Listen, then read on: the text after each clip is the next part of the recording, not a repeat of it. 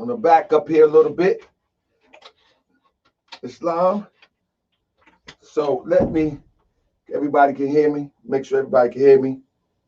Make sure I can be heard on Facebook. If anybody is on Facebook, let me see.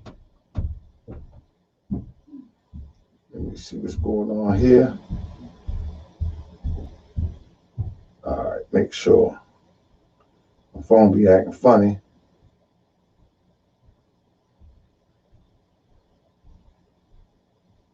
Hold up 1 second. They say my video is live, but I don't see it nowhere. Here we go. Why is my video looking funny? All right. So second, are y'all able to see me on Facebook? I guess somebody can see me on Facebook. Islam, y'all can see me, Donnell. Well, it's okay.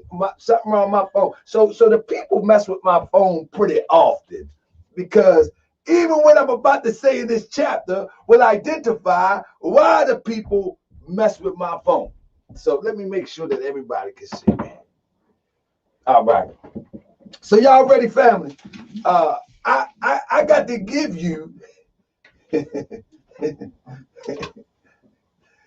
Matter of fact, for my brother Tristan, I'm going to keep it real short and simple, but I'm going to answer your question. So, family, if you're on Facebook, because I don't do a lot of Facebook like I used to, the algorithms are down. Make sure you share this because people need to know the basics of Moorish science. What most Moors are scared to talk about or unable to represent when the backlash comes. But with that being said, first and foremost, I rise and give praise to the great God of the universe, Allah. I give honor to his prophet, the universal prophet, Prophet Noble Drew Ali. I give honor to the forerunner of the prophet, Brother Marcus Mosiah Garvey, who said, up, up, you mighty nation, up, up, you mighty race, you can accomplish what you will. In other words, whatever you will, you can accomplish. You got to will what you want into existence. And I love the fact that one day I discovered that Marcus Garvey was talking about the will. I didn't see it as something mundane. I seen it something that's thought. Because when the will of Allah and the will of a man is one and will of man is one, the resurrection is a fact. Honor to my brother Hannibal L., who said the same thing previously. And I want to give an honor to the Grand Sheikh of the virtual Moorish Science Temple of America. I want to give an honor to the assistant. I want to give an honor to Brother Marzu, all those that spoke before me, Asar, Sister Rob Wilkins L, T Page L, our technology brother, Minister of Technology, Biggest Bay, everybody, Donnell, everybody. And Sir Denali L. Bay, who is working, but never misses meeting. And I give a special honor to you. So, a brother posed a question. He says, in this chapter, he says something to the effect, we are living in the moment.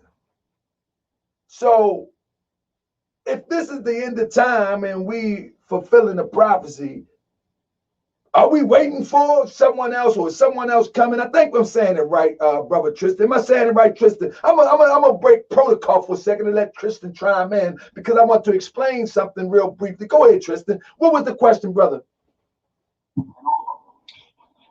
The chapter speaks about fulfilling the prophecy, but within the chapter, the prophecy is not fulfilled. So, are we since we're entering a new age, are we looking for another prophecy or another prophet, or does this prophecy carry over to the new age? Here we go. So the name of the chapter is The End of time. Stop right there. And then we know and is the conjunction that brings it together. The end of time. What time is the prophet talking about right here? Because this is not something that is scripted. This is written by the pen of Prophet Noble Drew Ali. So what is the prophet talking about? And this is why we got to raise our thoughts to infinite wisdom in order to understand what the prophet is talking about. And this is for the Moorish Americans who's not a part of the noble temples. When we raise our thoughts, like the question like that, he raised his thought to try to say, hold up, let me try to decipher this. Let me decode this demonstration. So the first thing is the end of time. What time is he talking about? The end of time. The end of time that he's talking about is the Aquarian age. You know, the Aquarian gospel. And then they got a European Jesus on here, and this is, they say this is by Levi Dowling, but it's the Aquarian age that's the end of the time. Now, and the fulfilling of the prophecy, right? He's fulfilling the prophecies of the Aquarian age, but, he's fulfilling, I'm sorry. He's fulfilling the prophecies in the Piscean age. Let me correct that. Don't get me wrong. This is the Aquarian gospel to foretell what's supposed to happen in the Aquarian age. But the end of time he's talking about is the Piscean age. Jesus lived in the Piscean age according to the zodiacs. Pisceans represent the fish. The two fish you see on people's license plates. Some of them got the fish with the cross in the eye. That's the Piscean age. The end of time is the Piscean age. So Prophet Noble Drew Ali and the fulfilling of the prophecies. He's fulfilling the prophecies of the Piscean age and the Aquarian age. Each age is about 2,000 years. Right? I'm giving you science now. Each age is 2,000 years. So the age that he's fulfilling is the prophecies of the Piscean age, but he's fulfilling them in what age? The Aquarian age. The Aquarian gospel. You with me? You with me, Tristan? So it's the end of time and fulfilling of the prophecy. So the next time that we can see a strong prophet, we can expect 2,000 years into the next age. What's happened after the Aquarius? What's the next zodiac sign after Aquarius? Anybody know? Anybody know? Talk to me. Sagittarius. Sagittarius. That will be the next age. Now, here we go. The last prophet in these days is Noble Drew Ali, who was prepared divinely in due time. What is Prophet Noble Drew Ali talking about in due time? It was the closing of age. The door had closed. So he was right on time. This is why when people make up all of these new prophets, all of these new messengers, all of these new things, it doesn't fit with our ancestors' divine creed that's written on the wall of time. You can disqualify it when you understand the science in which our ancestors have taught from when time never even was recorded. It's the same exact thing. This is why I always say, when you look at the time of Moses, he was living in the time of the Torah or Taurus, the bull. Why they talk about that bull? They worship the bull, the golden calf. He was in the sign of Taurus. Right now, we are in the Aquarian age. So we hear our brother Hannibal L say in the Piscean record, because that was an age it was delivered in the age of the Piscean, which we call the Holy Bible. So it says the last prophet in these days is Noble Drew Ali, not nobody else. Is Noble Drew Ali, and you call yourself a Moorish American, we qualify this unapologetically. I don't care how many messengers say they are. I don't care how many prophets say they are. I don't care what they say. The Moorish American, we qualify Prophet Noble Drew Ali by the historical count, by how all prophets came to man on earth. It says the last prophet in these days is Noble Drew Ali, who was prepared divinely in due time. And I got to underscore this. Prophet Noble Drew Ali never say he talked to a burning bush. Prophet Noble Drew Ali never say somebody came across seas and they woke him up to wake you up. Prophet Noble Drew Ali never came up with any fantastic stories that somebody came out the clouds. Prophet Noble Drew Ali, it only said that he was divinely prepared. What does that mean? That means that his mind had evolved to the level of understanding to understand the mission that he was sent to do. Now, for him and for you, these things are equally possible. Your mind can evolve to understand the mission that you were called to do. You ain't got to wait for something to come from the clouds. You ain't got to wait for somebody steal a ship or jump on a ship, come all the way over here from Mecca. You ain't got to wait for somebody to come all over here from Egypt. You ain't got to wait for none of that. All you got to do is evolve your mind by contemplation, meditation. Get your morals in order. And your mind will unfold. And you will receive a message from on high, because Allah speaks to man through man, but the nearest place to meet Allah is in the heart. In a still small voice, he speaks. Prophet Noble Drew Ali is amazing. Prophet Noble Drew Ali is amazing with this. What Prophet Noble Drew Ali brings to you, it is possible for you to do. He don't give you nothing spooky. There is no man that came from Mecca to teach Prophet Noble Drew Ali. He was divinely prepared in due time, and you can too. This is the unique thing about Prophet Noble Drew Ali. He don't give you no fantasy. Listen to what it says. In due time, to redeem men from their sinful ways. And how is he's going to redeem man from their sinful ways? To warn them. Only to warn you. This is what gets us in trouble with people that want you to stay in captivity, with people that want you to stay enslaved, with people that want you to stay a Negro. When you warn them, they're going to get mad. He only came to warn you of the great wrath which is sure to come. And what is wrath? Discomfort. What is wrath? Unbecoming and an unbecoming existence. Don't everybody want peace? Don't everybody want joy? Don't everybody want to laugh? Don't everybody want to be happy? Huh?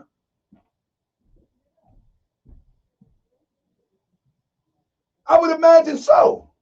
But what is wrath? Wrath is the opposite of peace. We don't have to make wrath seem like it's going to be burning in hell, the gnashing of the teeth and all that. No. Wrath is discomfort. From the simplest wrath of discomfort because you ain't in tune with nature, in tune with the universe, to the most extreme where the population ain't in tune and the world is in a cataclysmic state. Here today, we had an earthquake and the house shook. Sister Robin called me and said, something dropped in the basement and shook the whole house. I said, the whole house? I'm on my way home. Can you smell anything burning? Can you imagine that? Something dropped in the basement and shook the whole house. I got to go home. What was that? I don't think I own nothing in this house that can drop and shake the whole house. I got to go home. You understand what I'm saying? But when human beings and mankind is out of sync with nature, it causes these things. All the murders in Baltimore, you don't think that the imbalance is shaking the universe up? All the corruption in Baltimore, you don't think it's shaking the universe up? But they had an earthquake here. But you know what I did? For the sake of technology, I looked at my phone and looked at the neighborhood app, and everybody was talking about, did you feel that? The whole neighborhood felt it. The whole neighborhood felt it. Because we are so out of tune, we are so out of sync, that we cause rain, hail, snow, and earthquakes. Now, we can cause the same thing if we are in a higher self, but we can guide it. What I say, we can guide it to what we need it for, even for defense. We can call into defense at any moment. Rain, hail, snow, and earthquakes. But when we out of sync, it just happens. So we had an earthquake here today. So we can talk about the wrath which is sure to come, which is basic to discomfort, or the wrath that is sure to come where a building just falls down on thousands of people. It's sure to come if you don't get right. And getting right only means is getting in tune. Balance. Don't go too far to the left. Don't go too far to the right. Try to balance yourself until you can maintain some sort of mayat within yourself. When you go to the left too far, go swing back. Anyway, long story short, Prophet Noble Drew Ali came to warn them of the great wrath which is sure to come. It ain't no it might come. It ain't no perhaps it might come. It is sure to come upon the earth. And heaven and hell and earth is not above, around, below, but where is it? Within. It is sure to come upon the earth. John the Baptist was the forerunner in those days of Jesus. John the Baptist was the forerunner of Jesus in those days. To warn, you see the common theme? To warn and to stir up the nation. To warn, what Prophet Noble Drew Ali was here to warn. John was here to warn and to stir up the nation and to prepare them to receive the divine creed which was to be taught by Jesus. It goes on to say, in these modern days there came a forerunner who was divinely prepared by the great God Allah, and his name was Marcus Garvey, who did teach and warn. See, when you warn a people in distress and oppressed, you become a threat. If you notice on Moorish World TV, all I do is really warn. Stay away from that. Leave that alone. I put some jokes in there, I put some music in there, but I said, leave that alone. Leave that, hey, no, that don't look too good. Leave that alone. All we can do is warn and teach.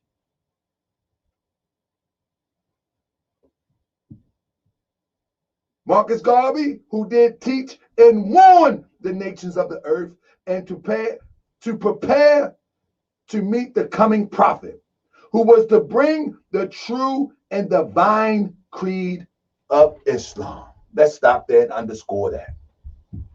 If Prophet Noble Drew Ali was coming to bring the true and divine creed of Islam, that must mean that there's a misunderstanding of Islam that's on the ground. Why would someone have to bring the true and divine creed of Islam let's use an antonym. If it's not divine, then it's unholy. There must be a false and unholy creed of Islam that's on the ground.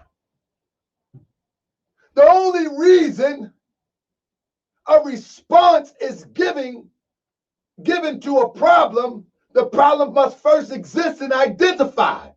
So in order for Prophet Noble Drew Ali to come and teach the true and divine creed of Islam, there got to be a false and unholy, undivine Islam on the ground. Other than that, there'll be no need to teach the true and divine creed of Islam because it's already here. This is the part that I'm talking about that Moorish Americans either don't know or they're scared to talk about. Why would Allah send him to teach the true and divine creed of Islam if the true and divine creed was already here? There got to be a lie on the ground. This would get you in trouble as a Moorish American because you ain't in trouble with the Most High. You ain't in trouble with the Creator. You ain't in trouble with Allah. You in trouble with those who hate truth. You in trouble with those who hate truth. You follow me?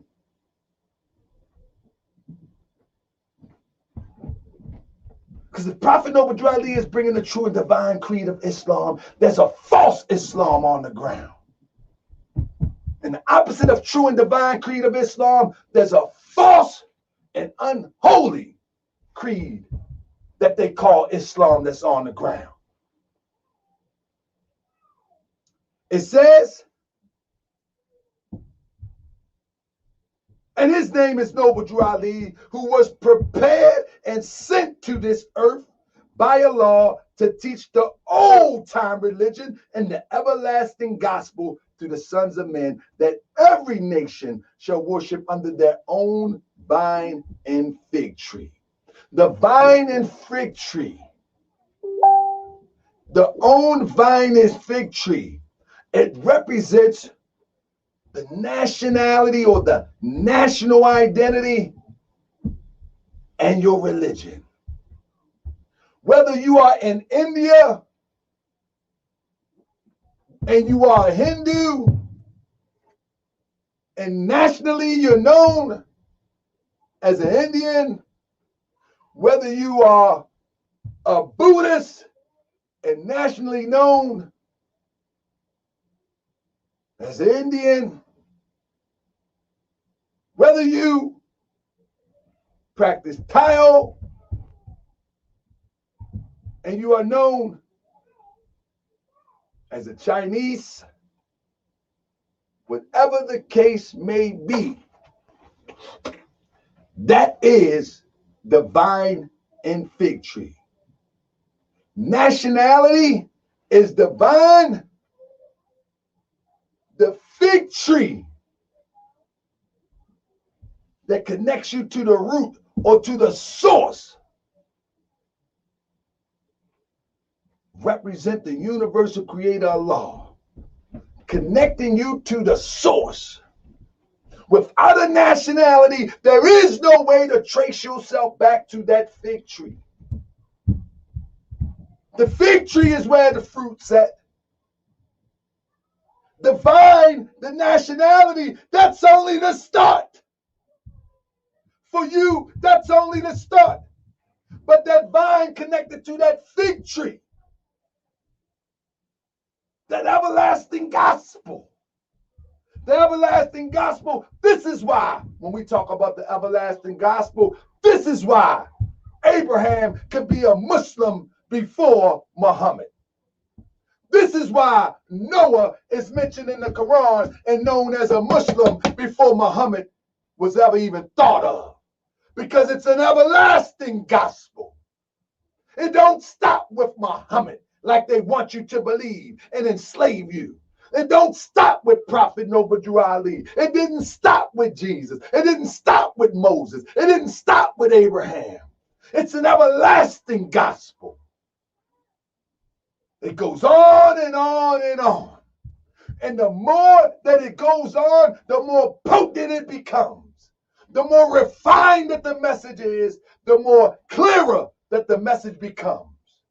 So as Jesus said, when he was born, it was said about him that he is Emmanuel. Allah is with us, or God with us. Prophet Noble Drew Ali refines it to another level. The nearest place to meet Allah is in the heart. Jesus says that don't say lo there. Don't say lo there. For the heaven you seek is within. So Prophet Noble Drew Ali refines it and take it to another level. The nearest place to meet Allah is in the heart. As the Quran says that God is closer to you than your life vein. God is closer to you than your jugular vein. If God is closer to you than your jugular vein, he got to be in you. So Prophet Noble Ali takes it to another level. When you look into the face of man, you see the image of Allah who speaks within. Where is Allah who speaks within? This is the everlasting gospel. This is what's missing. This is the link that's been missing. People get caught on nationality. But this is the divine and national movement. It's a 360 degree of knowledge, wisdom, and understanding with nationality, all inclusive, with the divine creed. You can't have one without the other. There is no such thing as a national side and a religious side. Our people never was like that. And Allah, God, is not a divisive God.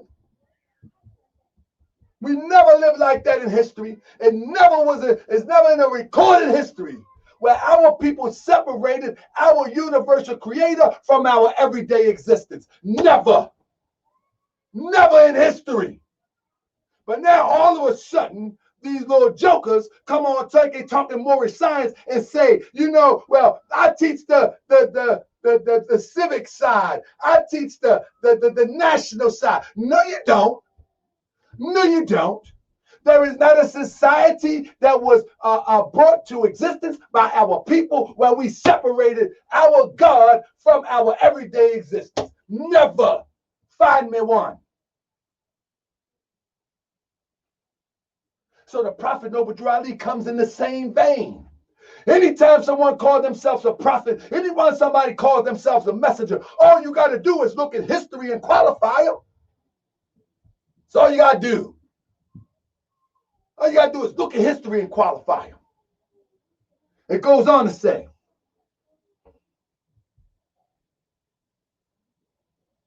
that every nation should worship under their own vine and fig tree and return to their own and be one with their Father God Allah. Then it goes on to say, so you jokers cannot steal because you're crooks, see? Number 4, so you jokers can't steal. It says, the Moorish Science Temple of America is a lawfully chartered and incorporated organization. This is where you jokers can't steal. Now, how do you qualify a lawfully chartered and incorporated organization? Look at what the prophet did. Just look at what the prophet did. How is the prophet lawfully chartered and incorporated? And if that ain't what you're doing, then it's okay. You can still teach Moorish science, but you're missing a major part. It's okay. This is Prophet Noble Ali said this is so the world can know the truth. You can still teach it, but if you don't understand what a corporation is, if you think going to Kinko's and printing out one of these and saying that you're a lawfully chartered organization, you insane. You insane. If you think that you are in a local city in any state of the United States and say, I'm going to open a temple and I'm going to call it the Moorish Science Temple of America under LLC or a non-profit, and now I'm lawfully chartered like the Prophet Noble Ali, you're doubly insane. Super insane. Because what the Prophet Noble Ali created was a religious society. What the Prophet Noble Ali created was a body politic. What the Prophet Noble Ali created was a religious organization. And it was all inclusive, and it continues to be all inclusive, that we should birth a nation with all the bells and whistles of a nation. And whether we do it here in the noble temples or whether somebody come after us and do it, there's only one way to do it. There's only one way to do it. There's not 3 or 4 ways to do it. Prophet Noble Drew Ali did it one way, and that's the blueprint that has to be duplicated and replicated. It's only one way. Anything else is failure to yourself. It's a fact. We're talking about organizational procedure and structure. There's only one way. Truth is but one. So when people go into these Moorish science temples of America around the country, you would have to, if you're really interested in what lawfully chartered mean, first you would have to understand what it meant to Prophet Noble Drew Ali. You would have to understand what it meant to Prophet Noble Drew Ali. Only then would you be able to qualify any temple that claimed to be lawfully and chartered. But if you don't know what it meant to Prophet Noble Drew Ali, you would never know. You would never know. Not what it means to Joe Blow, not what it means to Jay Sabay. No, no, no. What did it mean to Prophet Noble Drew Ali? And how did he go about it? Only then will you be able to understand the standard and which Prophet Noble Drew Ali laid out for us. He says, the Moorish Science Temple of America is a lawfully chartered and incorporated organization. Any subordinate temple that desires to receive a charter,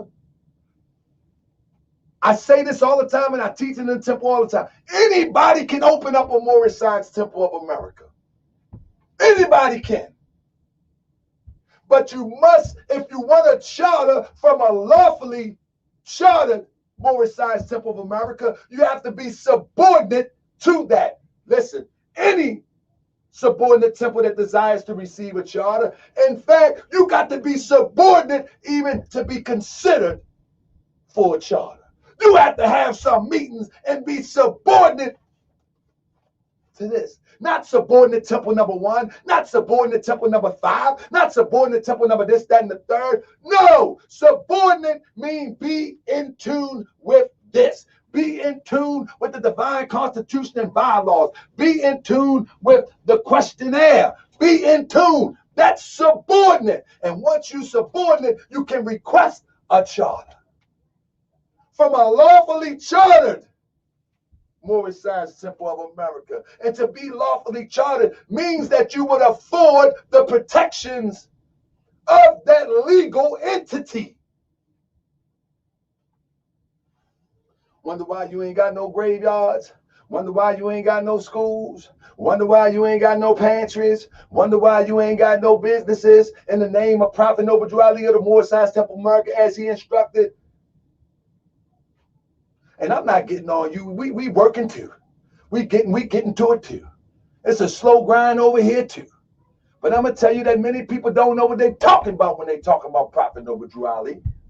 And the proof is in the pudding. The proof is in the pudding. It goes on to say, any subordinate temple that decides to receive a charter, the prophet has them to issue to every state throughout the United States, etc. That the world may hear and know the truth. See, this truth is for everybody. That the world may hear. You ain't got to put this candle under a paper cup.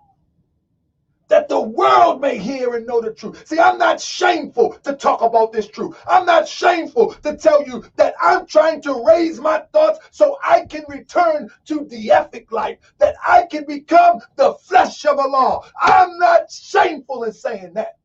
I'm not shameful in saying that I want to become my God self. I'm not shameful. I'm not bashful in saying that. I'm not bashful in saying that this man here was born in the state of North Carolina, 1886, and he taught me and many others that God dwells within, and it's up to you to nurture God, to bring God out of you, because you are gods and goddesses. Like it or not, take it or leave it. He was the first to teach this. All that black man is God. All that woman is black woman is God. Man, that's Johnny come lately teach it. He was the first to teach this. As they say, put some respect on it. He was the first to teach that. All in old Johnny come lately.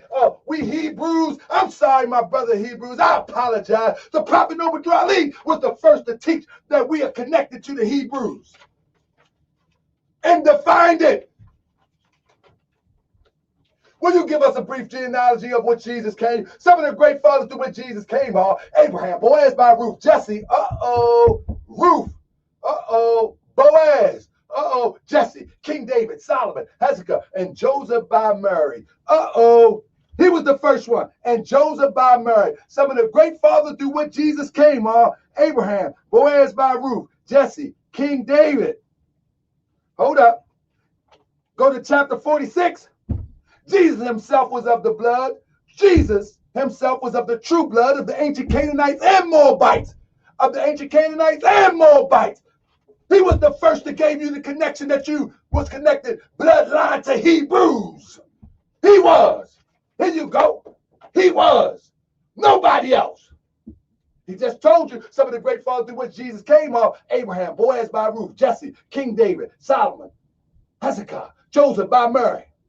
Jesus was of the true blood of the ancient Canaanite and the Moabites of the inhabitants of Africa. He the one that told you that. He the one that told the public that. And he told you boldly. And it told you boldly that ain't nobody never tell you that Jesus was of the inhabitants of Africa. People assumed it. People made conjecture. Oh, but the Moorish American can prove it.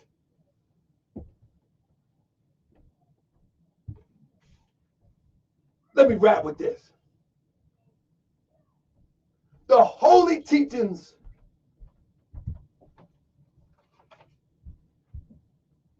let's go here. Let's go here. It says that the prophet said that he have charters that issue to every state throughout the United States so that the world may know. Why we keep singing to each other? Islamo, Islamor, Islam. You know why? You know why I'm on social media like I do? Because I'm tired of talking to you. You know too much. You know everything. I want to talk to people who don't like to be talked at, like to be talked to, and like to dialogue and build into some consciousness. That's what I like to talk to. I like to talk to my people that like to have a conversation. You Moors know too much. But you only know enough amongst each other. Outside of your little circle. Nobody know what you're talking about. Outside your little camp, people could care less about Moorish science as represented by you.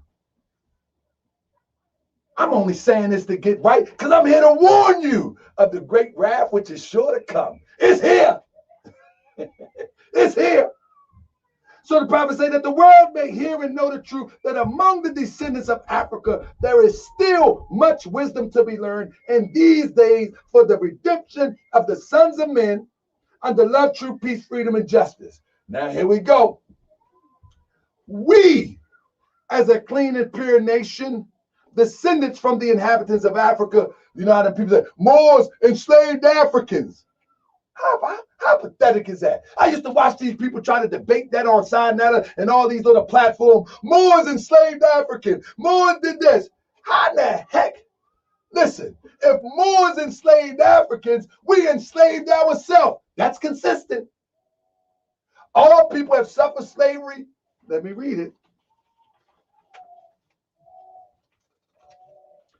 Verse 16, chapter 47. Through sin and disobedience, every nation has suffered slavery due to the fact that they honor not the creed and principles of their forefathers. You're right. Moors did enslave Africans. We enslaved ourselves. You're absolutely right. We enslaved ourselves. You're absolutely right.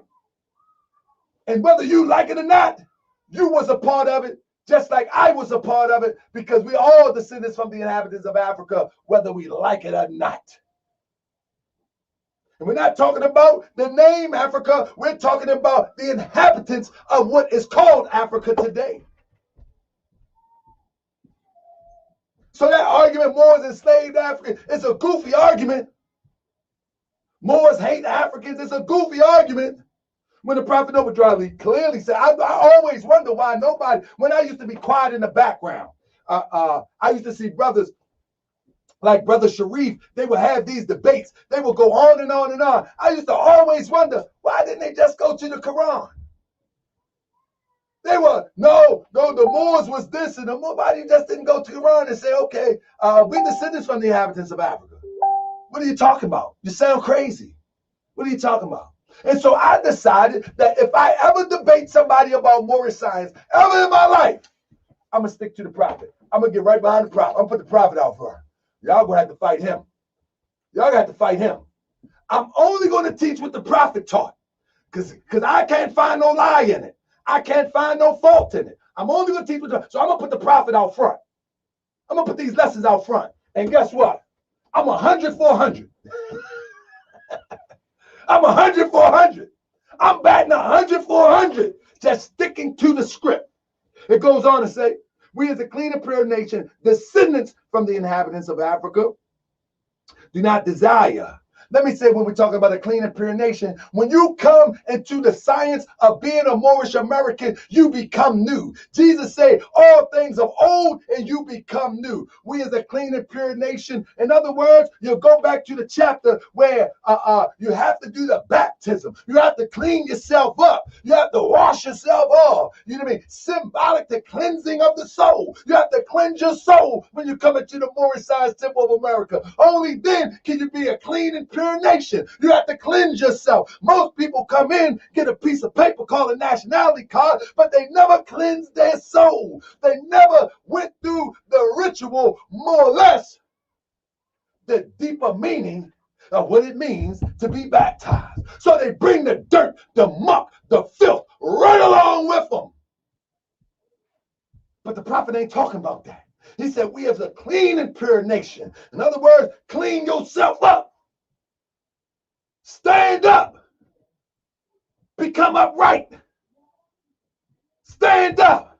Stand for something. Don't cry about Tahaka Bay. Oh man, why is he talking about them like that? Why is he saying this like that? Don't worry about what I'm doing. Clean yourself up. We as a clean and pure nation. He talking about this Moorish nation in this day and time. Because let me tell you something.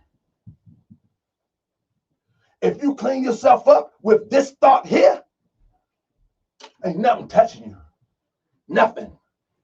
Nothing. We as a clean and pure nation, descendants from the inhabitants of Africa, do not desire, do not desire to amalgamate or marry into the families of the pale-skinned nations of Europe.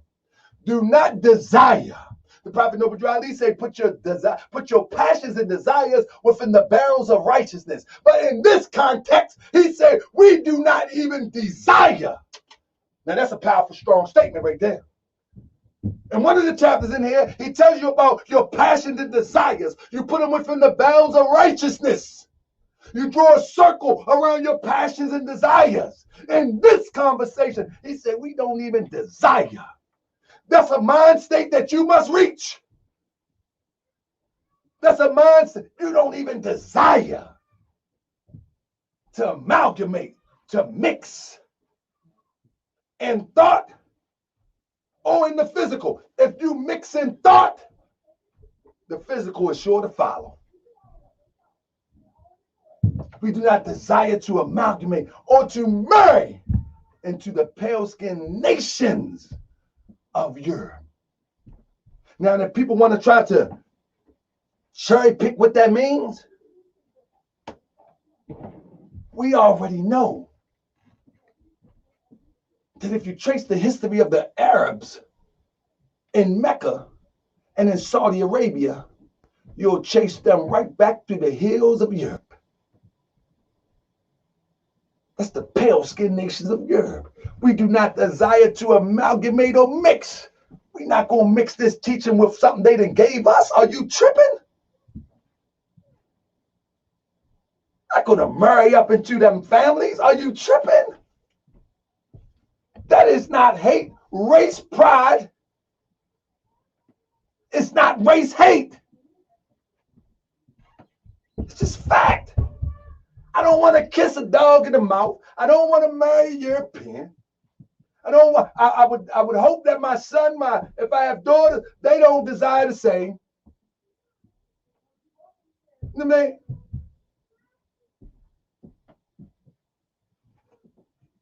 It's like the LGBT community. If you don't accept the man kissing a man in the mouth, then you're the bad guy.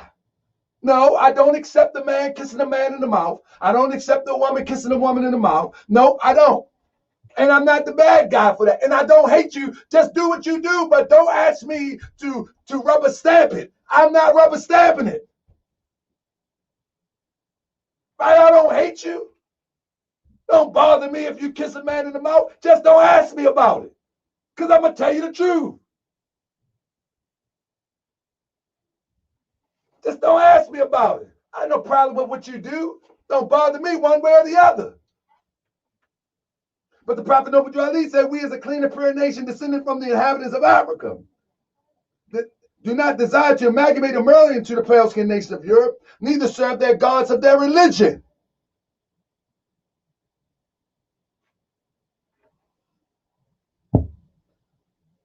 I got a couple more minutes. Neither serve the gods of their religion.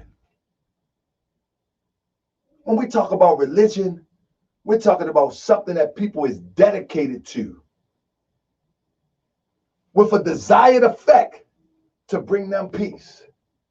So some people think that that might mean the gods of their religion and they just want to put it in a box of Christianity. But the gods of the religion of Europeans is materialism, capitalism,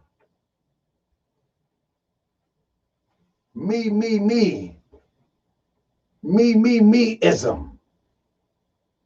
That's a god of their religion. And we have begun to serve these things. This is why you see young brothers walking around with Gucci purses. This is why you see young sisters walking around with Chanel purses. This is why I looked on the internet and I was telling my wife about this. Some comment scrolled up about a Rolex watch. The Rolex watch was $6,000. I said, what type of time is that? At $6,000, I need that type of time? But that's the gods of their religion. And we have adopted that. Prophet Noble, our people have begun to serve the gods of their religion. Materialism. Me. That's European culture.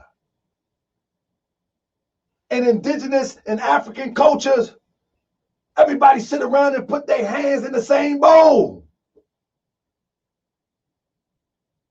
Now, Europeans got everybody so fearful, they're going to elbow bump you, fist bump you, scared to touch each other. Little do you know that your energy makes the connection to define what unity is all about eternally. Not this, not that. And yes, I do know, as well as you know, that there's germs going around, but there's been germs around all since man, it is what it is. But we begin to fear to even be around one another. We begin to fear to be around one another. That's the gods of a European religion. That's not us. You look at indigenous tribes of Americas and Africa, they be sitting around a clay bowl full of some food, and all of them digging up in that demonstration.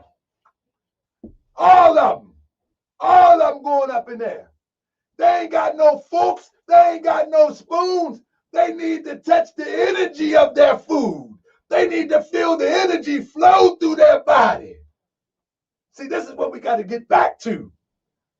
We got to reconnect. Many African tribes, they take their shoes off. They got to be grounded and anchored to the earth. Many of us don't ever take our shoes off. I know I'm guilty of it. I know that I'm guilty of it.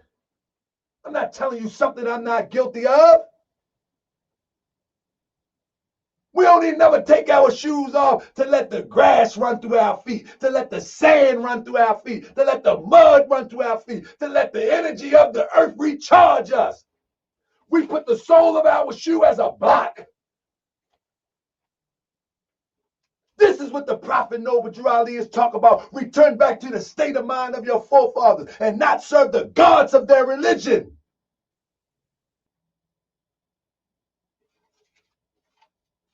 This is what I'm telling you, family. This is not no race against race, no creed against creed, no nation against nation. No, it's you honoring your forefathers and foremothers so you can bring out the better you, the greater you, the God and goddess you. Last but not least, Prophet Noble Drew Ali says, therefore, we are returning the church and Christianity to the, hold up. Therefore, we are returning the church and the, therefore, we are turning the church and Christianity back to the European nation. If we're returning it back to the European nations, it means they gave it to us. It means they gave it to us. See, the Moorish American is bold in saying this. They gave it to us. We might try to flip it and talk about the oldest church in Ethiopia. We might try to flip it and talking about the Jesus in Africa. We might flip it and do all of that stuff. But the Prophet Noble Drew Ali is very clear. Returning the church and Christianity.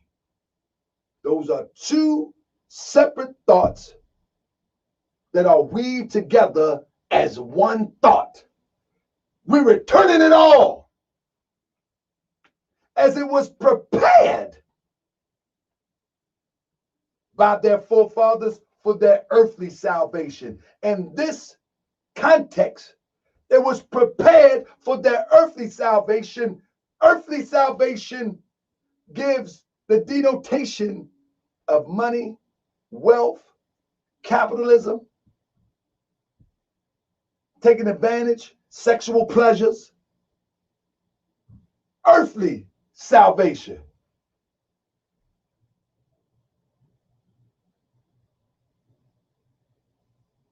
I'm going to answer your question in a minute, Renee L.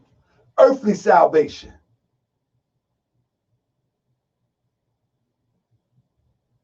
While we, the Moorish American, return to Islam, which was founded by our forefathers for our earthly and divine salvation.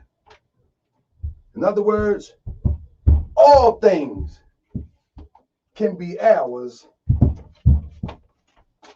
as long as we are balanced and lined up with the universal principle. In ancient Kemet, they called it Mayat. Jesus called it, I and my Father are one. The Moorish American need to understand what the ethic life is.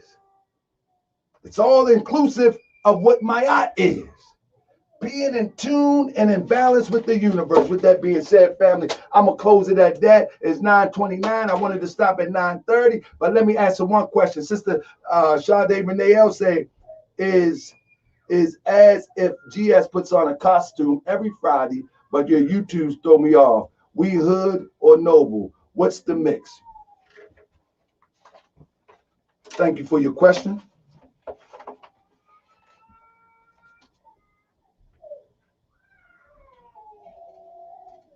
Give me 1 second. My baby crying, but give me 1 second. John the Baptist was, and you're right in tune with the chapter. John the Baptist was the forerunner in these forerunner. In those days, the one instead of divine creed. In these minor creeds, the case of divine creed. Give me 1 second. Marcus Garvey. Last prophet in these days to warn and stir up divine creed. If I can't find it, I'm just going to say it to you. I'm just going to say it to you if I can't find it. Oh, here we go. Chapter 46, verse 5, it teaches that the holy teaching of Jesus was to the common people. The holy teachings of Jesus was to the common people. Who is the common people? You call them hood. You call them ratchet. Not you, Sade. We call them ghetto. We call them the bottom of society. One more time. The holy teachings of Jesus was to the common people. My message is to the common people. So if my message come off as hood, I'll accept it. My message is for the common people. My message ain't for the uppity noble people. And if you think this dress make me look noble, then praise be to Allah. But I'm noble with it or without of it. I'm noble with or without it. But my message is to the common people. And my vernacular in this setting fits the setting. My vernacular in another setting will fit that setting. But my message is always for the common people.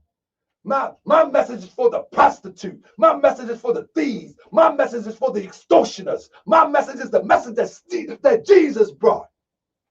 So while I'm talking to you right now, just like Jesus was disputing with the doctors of the law, do you think he was talking with the doctors of the law like he would talk to the common people? Absolutely not. Do you think Jesus would talk with the Pharisees and the Sadducees and those that knew the laws and Torah as he would talk to the common people? Absolutely not. This is why they berate him. This is why they say, oh, they're going to scorn you. They're going to shun you like they shun an ass. Because he was out there talking that slang to him. He was like, man, y'all got to get right. You heard me? He was out there talking about, man, y'all got to put that L down. You heard me? Why y'all puffing that L? That stuff stink. Come on, homie. You got to put that down. You heard me? He was talking to the common people.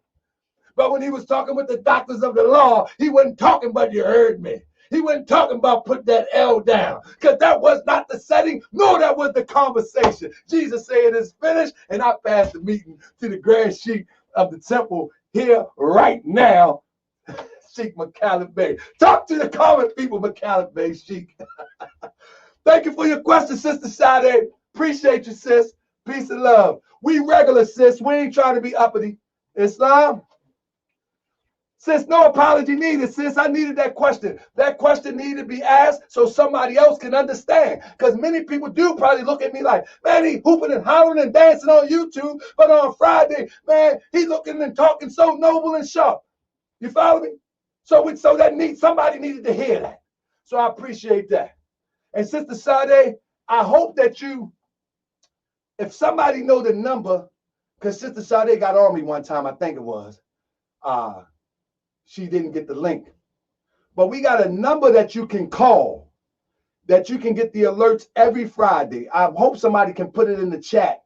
We got a number that you can text, I mean to say. If somebody remember, put the number in the chat. If not, I'm going to find the number later, because I don't hold that part. I think my brother Biggest Bay, our minister of technology, holds that part. And I'm going to make sure you get that, and so you won't miss a Friday Holy Day here on Facebook. With that being said, Grand Sheik, the floor is yours. Islam? Islam, family. Thanks for listening. Islam. Peace and love. Islam, beautiful demonstration. I mean, really coming with that holy breath and just going it up there.